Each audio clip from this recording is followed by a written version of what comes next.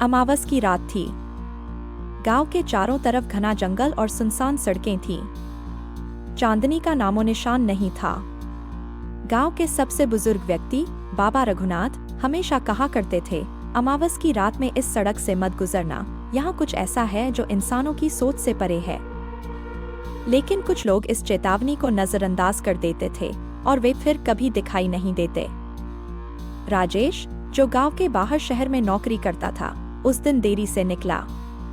उसे नहीं पता था कि यह रात उसके जीवन की सबसे खौफनाक रात बनने वाली थी। तेज हवा चल रही थी, सड़कों पर सन्नाटा पसरा था।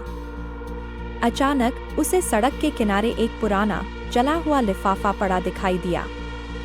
जैसे ही उसने उसे उठाया, एक सर्द झुरझुरी उसके शरीर में दौड़ गई। लिफाफा पुराना था, उसके ऊपर एक नाम लिखा था, शंकर सिंह। राजेश ने गांव में यह नाम कभी नहीं सुना था, लेकिन जैसे ही उसने लिफाफे को पलट कर देखा, उसके अंदर एक पुरानी कटी-फटी चिट्ठी थी। उसने वह चिट्ठी पढ़नी शुरू की।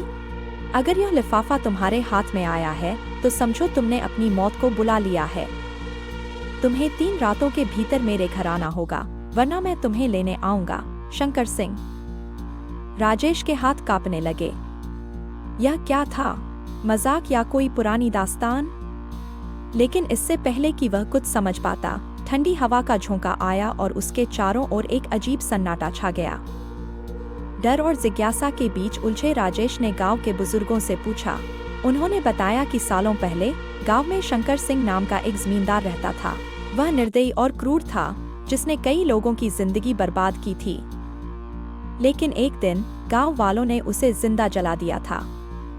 कहा जाता है कि मरते समय उसने श्राप दिया था कि जो कोई भी उसके नाम वाला लिफाफा पाएगा, वह उसकी आत्मा का शिकार बन जाएगा। राजेश घबरा गया, लेकिन उसने तय किया कि वह इस रहस्य से पर्दा उठाएगा। अगले दिन वह गांव के पुराने खंडहरनुमा हवेली की तरफ बढ़ा, जिसे लोग शंकर हवेली के नाम से जानते थे। जैसे ही वह हवेली के पास पहुंचा, दरवाजा खुद ब खुद चरमराते हुए खुल गया। अंदर घना अंधेरा था। राजेश ने मोबाइल की टॉर्च जलाई और धीरे धीरे अंदर कदम रखा। चारों ओर धूल जमी थी, मकड़ियों के जाले लटके थे। अचानक उसे एक परछाई दिखी, एक लंबा काला आकृति वाला व्यक्ति। तुम आ गए, एक गूंजती हुई भारी आवाज आई। राजेश का दिल जोरों से धड़कने लगा।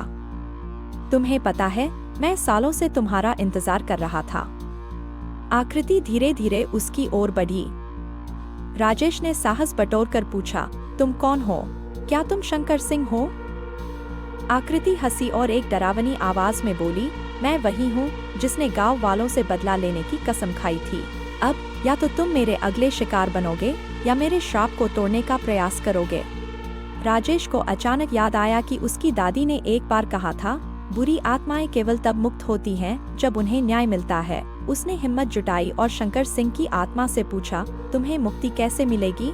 शंकर सिंह की आत्मा रुकी और धीरे से बोली, अगर गांव वाले मेरी मौत का प्रायश्चित करें और मेरा अंतिम संस्कार सही तरीके से किया जाए तो मैं मुक्त हो सकता हूँ। राजेश ने गांव जाकर लोगों को इस बारे में बताया। शुरुआत में कोई यकीन नहीं कर रहा था, लेकिन जब गांव के अन्य बुजुर्गों ने भी इस घटना की पुष्टि की तो सभी ने मिलकर शंकर सिंह की आत्मा की शांति के लिए हवन और विधि विधान से अंतिम संस्कार किया। जैसे ही हवन की आहुतियां दी गईं, हवेली की दीवारें कांपने लगीं, एक जोरदार चीख गूंजी और फिर सब कुछ शांत हो गया। हवेली में बस एक जलता हुआ दीपक रह गया, जो इस बात का प्रतीक था कि आत्मा को मुक्ति मिल गई। उस रात के बाद से गांव में कोई भूतिया घटनाएं नहीं हुई। राजेश ने हिम्मत और बुद्धिमानी से न केवल अपनी जान बचाई, बल्कि एक भटकती आत्मा को भी मुक्ति दिलाई। गांव वालों ने पहली बार महसूस किया कि कभी कभी डर का सामना करने से ही असली जीत मिलती है। लेकिन क्या आप जानते हैं, जब राजेश ने अपनी जेब टटोली तो वहाँ वही पुराना लिफाफा रखा था, पर इस बार उस पर कोई नाम नहीं लिखा था।